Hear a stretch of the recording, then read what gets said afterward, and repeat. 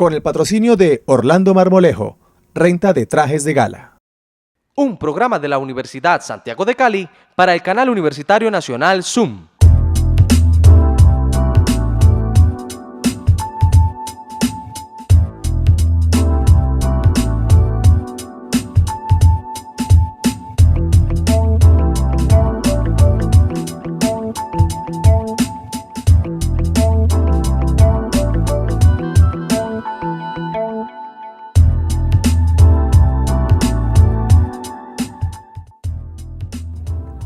Bienvenidos a Cali Hoy Entrevistas, hoy con nuestro programa sobre el sistema de pensiones en nuestro país.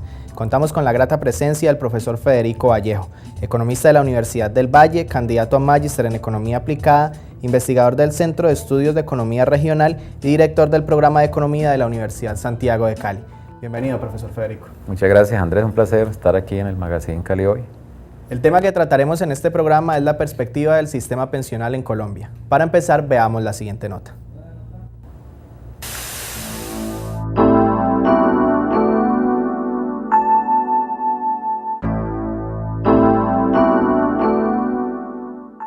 Inquietud y gran preocupación han suscitado entre la población trabajadora de Colombia, tanto de los sectores dependientes como independientes, y en la opinión pública en general, las nuevas propuestas de reforma pensional que se vienen proyectando. El principal argumento para considerar el aumento de las edades para acceder al reconocimiento de los derechos pensionales es la supuesta insostenibilidad del régimen de prima media que desde hace algún tiempo viene afectando considerablemente el presupuesto nacional. No pueden desconocerse los desequilibrios existentes entre los dos regímenes de sistema de pensiones, el de prima media con prestación definida y el de ahorro individual con solidaridad. Esta inestabilidad financiera fue causada principalmente por el traslado masivo de afiliados al régimen de ahorro individual administrado por los fondos de pensiones que fue introducido por la Ley 100 de 1993. Es una realidad incuestionable que hoy el 70% de los afiliados al sistema cotizan en los fondos de pensiones, mientras que el 99.3% de los pensionados pertenecen al régimen de prima media. Resulta entonces oportuno y necesario efectuar un serio análisis comparativo entre los dos regímenes del sistema de pensiones que aún coexisten en nuestro ordenamiento jurídico y establecer las claras diferencias existentes entre ellos para quienes son antiguos, nuevos o futuros afiliados al sistema y que obviamente tienen expectativas legítimas respecto a su pensión futura, independientemente del régimen al cual pertenezcan o lleguen a pertenecer.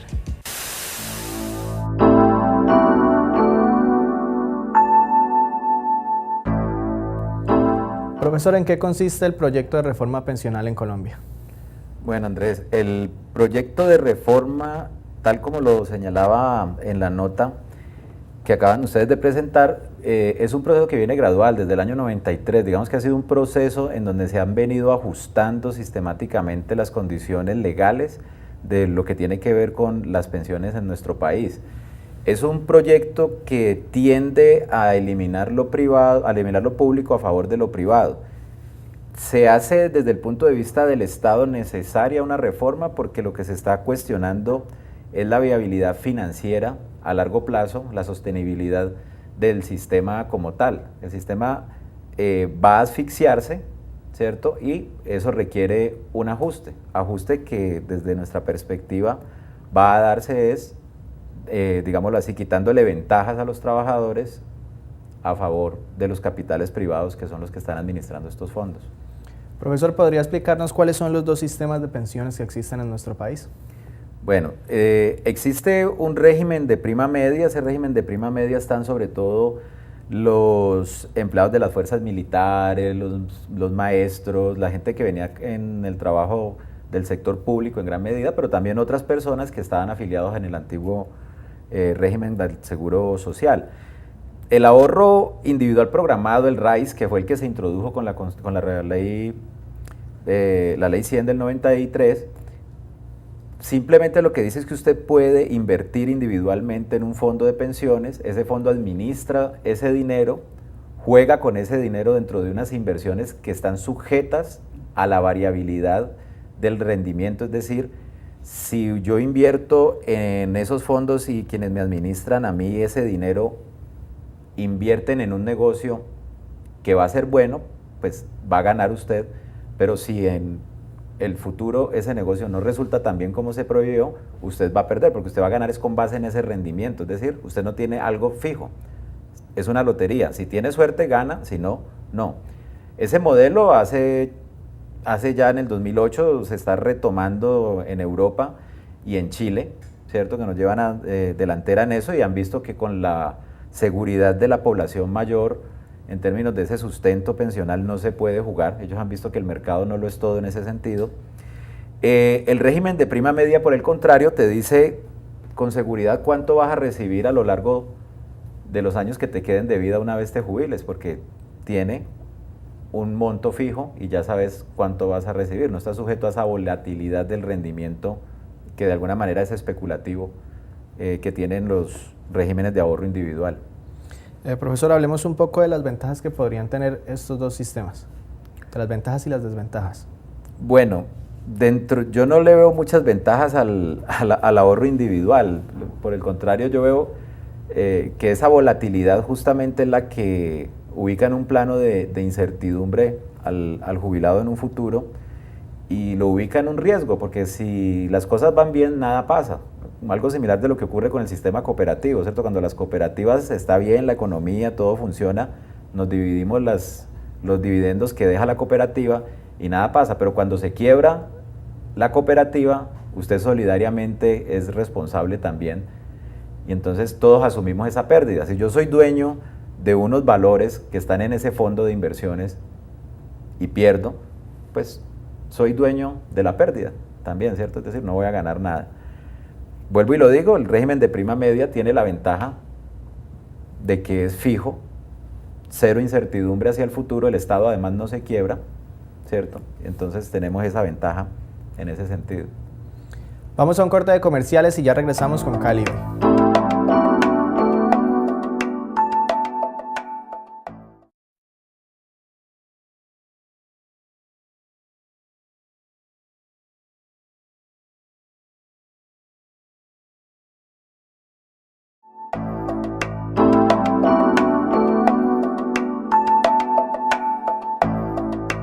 Regresamos a Cali Hoy Entrevistas, hoy con nuestro tema sobre el sistema de pensiones en nuestro país.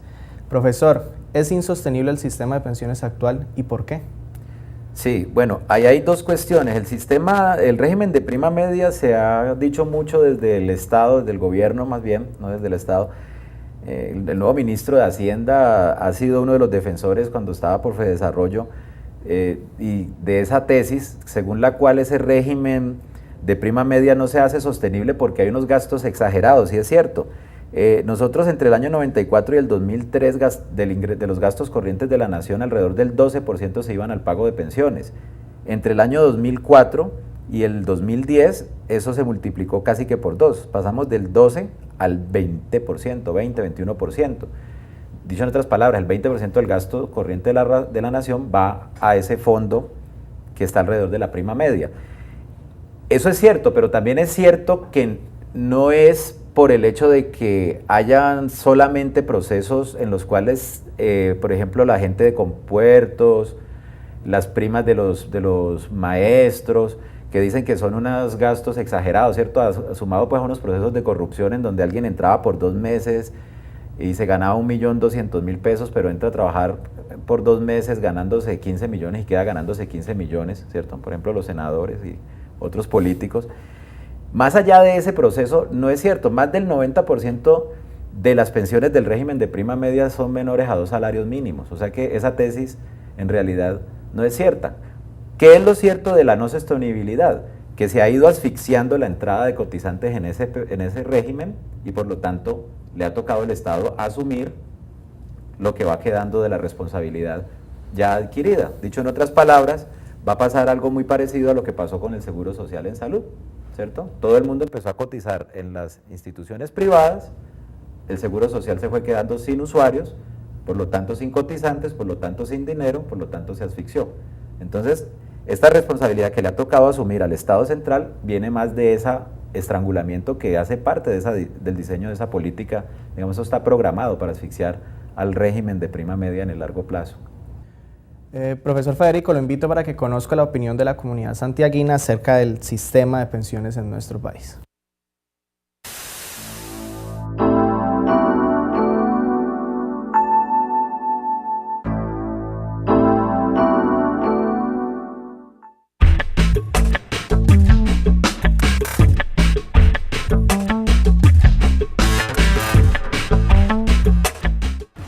Yo sí creo porque los niveles de natalidad cada vez bajan más, entonces por esta razón habrá menos adultos jóvenes y menos jóvenes que ellos son los que hacen las pensiones y hacen las cotizaciones para su fondo de pensiones.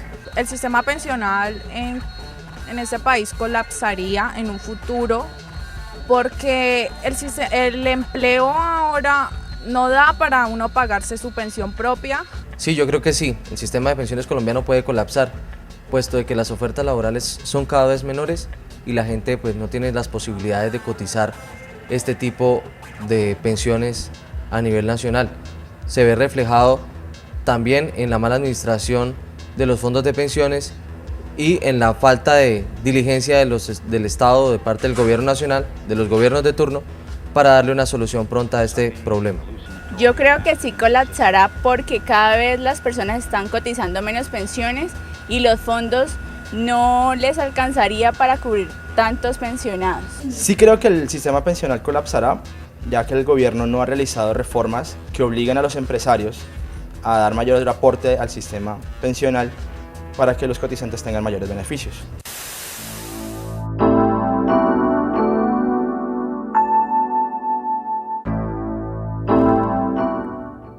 Profesor, ¿qué opina de lo que acaban de decirnos los estudiantes? Bueno, me parece que este tema que es de alguna manera que nos toca directamente a todos en un futuro, me parece que hay mucha claridad al respecto. Se han tocado allí en el Vox Pop que han hecho ustedes, digamos así, los puntos que son neurálgicos. Uno de ellos tiene que ver con el problema de la baja cobertura, ¿cierto? ¿Quiénes son los que están cotizando? Otro de ellos tiene que ver con un problema demográfico y otro de ellos tiene que ver, como dijo la última persona que intervino, con el tipo de reforma que se va a proponer. La primera, que tiene que ver con la baja cobertura, es relevante. Nosotros tenemos algo muy importante y es que si bien tenemos que digámoslo así, según el Ministerio del Trabajo y el DANE, el 71% de los trabajadores de Colombia está afiliado a un régimen pensional, pero estar afiliado no quiere decir que cotice efectivamente. Un mejor indicador es el de cobertura efectiva. Esa cobertura efectiva nos dice es qué porcentaje de los trabajadores que están cotizando, afiliados, realmente cotizan. Dicho en otras palabras, de ese 71%, de cada 100 trabajadores, 71 está afiliado, pero solamente 27 cotizan. Quiere decir que de 100 trabajadores, solamente alrededor de 20, se me habría que multiplicar 71 por 27, era más o menos el 20%, estarían cotizando efectivamente, es decir, pagando efectivamente. Los demás simplemente están afiliados a algún tipo de fondo, pero no pagan. ¿Cuántas personas son esas? Esos datos habían aparecido en una publicación reciente en el periódico Le Monde y eran alrededor de unos 3, 4 millones de personas y en creciendo, ¿no? Profesor, ¿cree usted que la creación de los fondos de pensiones con la Ley 100 del 93 contribuyó a la insostenibilidad que se presenta actualmente en el sistema? Sí, ese es la otra arista del asunto, que tiene que ver con desde dónde fue planeada esa reforma de la Ley 100. ¿Cuál era el modelo que se tenía de alguna manera en la cabeza? Era el modelo chileno, que a su vez tomaba mucho del modelo europeo y norteamericano de la posguerra. En la posguerra hubo un fenómeno que llamó el baby boom, o sea, comenzaron las personas a tener muchos hijos, por lo tanto la población de la base joven era amplia, tal como lo dijo una de las personas entrevistadas. ¿Y qué pasa con este sistema? Ese sistema supone que la base amplia es la que debe sostener a los mayores de 60, que son más poquitos, ¿cierto?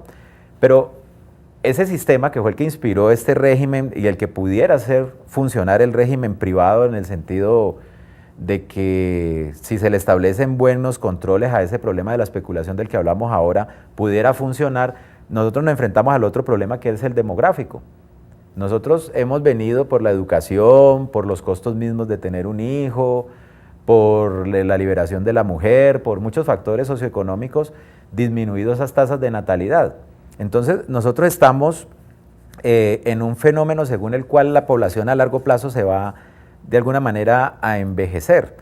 Según los datos del DANE, traje unos cuantos datos para las proyecciones poblacionales, El 10% de la población en Colombia tiene más de 60 años, es decir, hay 4.8 millones de personas mayores de 60 años hoy, en el 2012. En 38 años, o sea, para el 2050, eso se va a ver multiplicado casi que por 3, es decir, van a haber no 4.8 millones, sino 15 millones de personas mayores de 60 años. Dicho en otras palabras, esa pirámide poblacional que era así, los más viejos acá y los más jóvenes en la base, va a tender a invertirse tal como ocurrió en Europa después de los años 60, 70, después de ese baby boom que les estaba comentando. ¿Cuál es el problema? Justamente ese. Si hay pocos cotizantes, muchas personas para sostener solidariamente. Por eso el régimen, en ese sentido, el sentido solidario, no daría para sostener. Desde el punto de vista de la inversión individual, pues cada uno ha podido obtener lo que su rendimiento da, pero esa parte solidaria no daría porque ese pedacito del RAIS, que es régimen individual de ahorro, individual y solidario, esa parte solidaria depende de esa base de jóvenes que estén trabajando y cotizando efectivamente en el sistema. Si usted a eso, Andrés, le suma el hecho de que hoy en día solamente el 27% de las personas mayores de 60 años están recibiendo la pensión y de que solamente alrededor del 20% de los trabajadores están cotizando efectivamente, el problema va a ser mucho mayor, porque vamos a tener un montón de ancianos indigentes. Una cosa supremamente grave, ¿cierto? Si nos proyectamos en 30 años. Vamos a un corte de comerciales y ya regresamos con Cali hoy.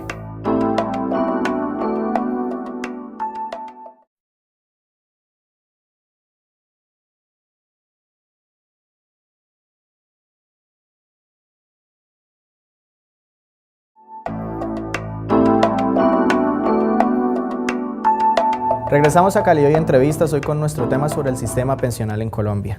Profesor, ¿cuál es el futuro de las pensiones en nuestro país?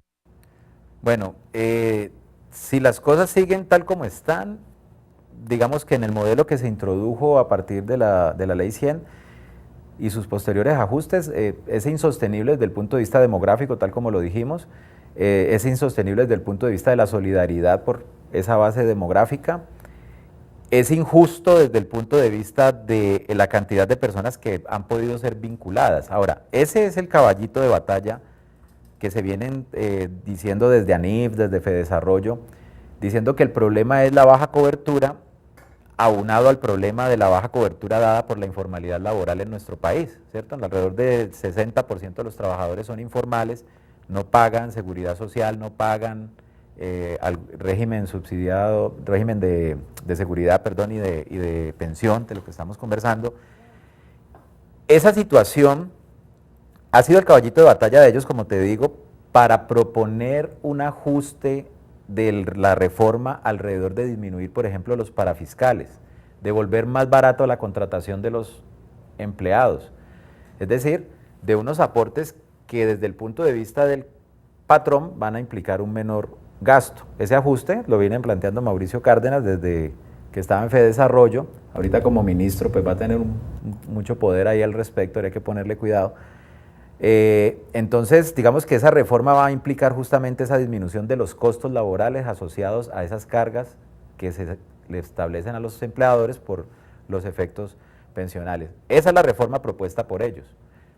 ¿Cómo vemos nosotros el asunto un poco desde el CEIDER? Nosotros decimos, miren, si Colombia está creciendo, ese crecimiento de Colombia está representado en bienes y servicios, el Producto Interno Bruto.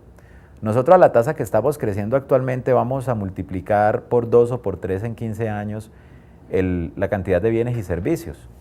¿Por qué, si eso es así, nosotros no vamos a tener cómo sostener a los adultos mayores, a las personas jubilables? Sería un contrasentido pensar que vamos a crecer y al mismo tiempo un sistema pensional va a colapsar. Los sistemas pensionales en el mundo expresan algo también de la solidaridad, ¿cierto? Pero esa solidaridad expresada por ¿quiénes?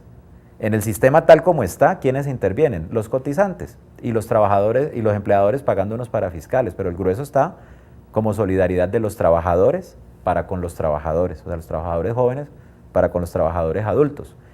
Algo de responsabilidad del sector empresarial, sí, pero no mucho. por el contrario, con tendencia en la política a quitarles la carga a ella y trasladárselo a la clase trabajadora.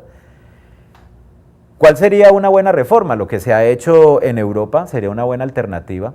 Lo que nosotros pensamos desde el CEIDER es una propuesta según la cual tiene que haber un mínimo necesario, tal como se dice en la Constitución. Nuestra Constitución dice que debe de garantizarse la dignidad de la vida de la persona mayor, ¿cierto? Y eso implicaría no una limosna, sino un salario digno. Entonces, si usted ubica un mínimo necesario de supervivencia y eso se paga con fondos del Estado, ¿cierto? No riñiría con que alguien cotice también alternativa en un fondo privado. Me explico. El Estado podría garantizar a todo ciudadano un gasto, ¿cierto?, mínimo, un nivel mínimo de ingresos en su vejez. Y si esa persona ha sido precavida, ha podido tomar la decisión de complementar eso que el Estado le va a dar con un fondo privado, ¿cierto? Pero lo que se trata es de asegurar una dignidad en esa pensión, por un lado, y por el otro lado, una ampliación de la cobertura. Son esos dos elementos. Para eso habría que ver qué parte de ese pastel del Producto Interno Bruto, ¿cierto?, se retoma desde el sector productivo, desde el sector financiero, desde la clase empresarial, a través de impuestos, obviamente, para sostener el sistema. Es decir, yo creo que, tal como le tocó repensarse a Europa, habría que redefinir quiénes intervienen en ese todos ponen de la solidaridad. ¿Cuánto vamos a poner todos? Profesor Federico, para concluir, ¿qué se debe hacer desde la academia para ayudar a contrarrestar esta problemática? Bueno, yo creo que los ejercicios desde la academia son relevantes en términos de poner, tal como lo estamos haciendo en este mismo momento aquí en Cali hoy, sobre el tapete este tipo de problemáticas. La discusión y el aporte con los estudios son relevantes. La discusión que se haga, porque va a ser candente e importante, que la academia haga un gran debate sobre las implicaciones de la reforma que se va a proponer desde el Estado. Nosotros ya sabemos, vemos desde cuál ha sido la línea, desde la misma Ley 100 hacia acá y toda su implementación, ha puesto en los hombros de la solidaridad entre trabajadores la sostenibilidad del sistema, en la carga sobre los trabajadores la estabilidad del sistema. No sería justo, y pensamos que ese debate es el que hay que dar, ¿cierto?, si es justo replantearnos una reforma en la que se le sigan dando favores y ventajas al sector financiero, especulativo en gran medida, o si debemos de retomar más bien las lides de una intervención del Estado sana, con veeduría, pero que garantice los derechos de la sociedad. No todo lo estatal es de por sí malo, ¿cierto? Ya Chile lo está demostrando, esos procesos de privatización en salud, en educación, se están reventando. Europa le tocó retomar las riendas, ¿cierto?, de cierta intervención estatal para garantizar esos mínimos. De ahí para allá puede funcionar el mercado en lo que quiera. Y ese debate yo creo que tenemos que ponerlo con claridad, porque no es justo que sigamos ajustando el sistema, ajustándole el bolsillo a los... Muchas gracias, profesor Federico, por acompañarnos en este espacio y a ustedes por la sintonía de sus hogares. Los dejamos con información de la Universidad Santiago de Cali, porque la Santiago es emprendimiento.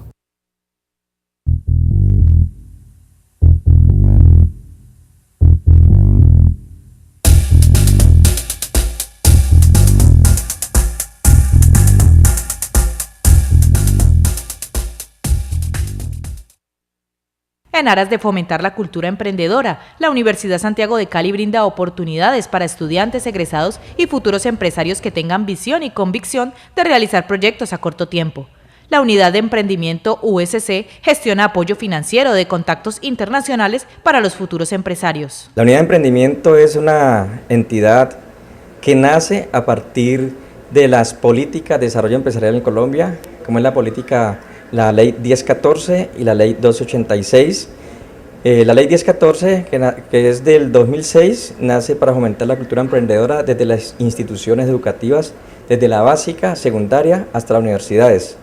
Y la Ley 1286 tiene que ver con la Ley de Ciencia, Tecnología e Innovación, donde se fomenta la investigación. Por esta razón, la Unidad de Emprendimiento de la Universidad Santiago de Cali ha adelantado un acercamiento con la organización Business Booster, quienes por primera vez tendrán presencia en las instalaciones de nuestra alma mater para acelerar los procesos de proyectos de emprendimiento. Estamos desarrollando una campaña de convocatoria no solamente a los estudiantes de aquí de la universidad, sino también a los egresados, a los padres de los estudiantes que son empresarios empresarios que no son formados técnicamente, pero que aquí les vamos a dar un valor agregado que es capacitación para que realmente ellos puedan generar progreso en sus organizaciones. Para la Santiago es de vital importancia contribuir en procesos de superación y fortalecimiento de las ideas de negocio de su comunidad universitaria, con la finalidad de aportar en la formación de grandes emprendedores desde la academia.